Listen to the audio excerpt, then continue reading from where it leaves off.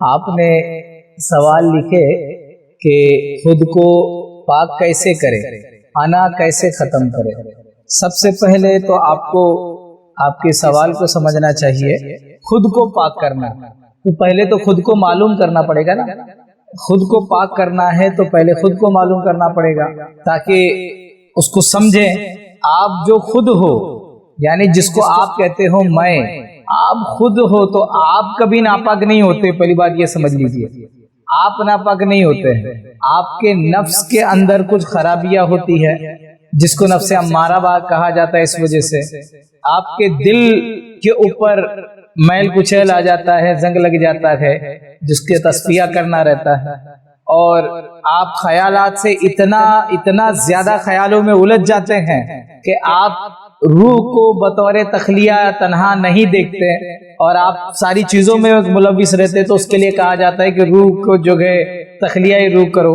تو جی آپ کو خود کو جو پاک کرنا ہے، اس کا مطلب یہ نہیں کہ آپ ناپاک ہو۔ اس کا مطلب یہ ہے کہ آپ کا جو نفس ہے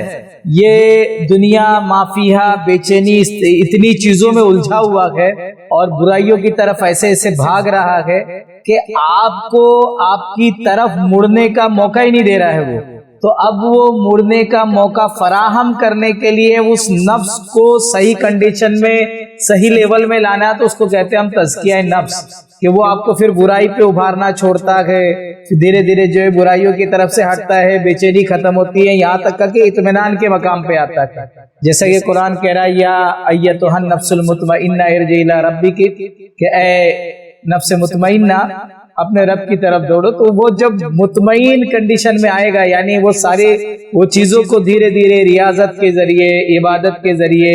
ذکر کے ذریعے، فکر کے ذریعے، پیر کی تعلیمات کے ذریعے جب وہ اس مقام پر آئے گا کہ وہ اطمینان پانے لگے گا اور اطمینان والا نفس بنے گا، اب پھر آپ کو جو جس طرف مڑنا ہے، جس کو آپ خود کہہ رہے ہو، وہ خود کی طرف آپ جو ہے بڑھیں گے۔ اور یہی جو نفس ہے، اس نفسانیت کے ساتھ جب آپ میں کہتے ہو، یہی نفسانیت کے ساتھ، نفسانیت یعنی جب آپ نفس امارہ، نفس لوامہ، نفس ملہمہ میں جب تک ہو، اور اس کے ساتھ جو آپ کی انا ہوتی ہے، میں ہوتی ہے، وہ میں ہی آپ کو پریشان کرتی ہے، وہ میں آپ کی جو ہے۔ تو اب وہ جیسے یہ چیزوں سے آپ پاکی حاصل کریں گے، ویسے ہی جو ہے آپ کا ایک خاص بات آپ کے اندر آئے گی کہ آپ جو ہے اس میں کو نفس سے جوڑنا چھوڑ دیں گے، اور آپ پھر اپنے آپ کو فنا کی گھاٹی کی طرف لے کے جائے گے، یعنی اپنے آپ کو فنا فی شیخ، فنا فی رسول، فنا فی اللہ کریں گے، اور آپ اپنی میں کو ہٹا کر کے اس کو پیر سے جوڑ لیں گے، رسول اللہ سے جوڑ لیں گے، اللہ سے جوڑ لیں گے۔ تو اس طریقے سے جو ہے آپ خود کے جو ہے خود کو جو پاک کرنا ہے، اس کا یہ مطلب ہے اپنی انا کو ختم کرنا۔ بولے تو انا ختم کا مطلب مٹ نہیں جائے گی، یہ ہے کہ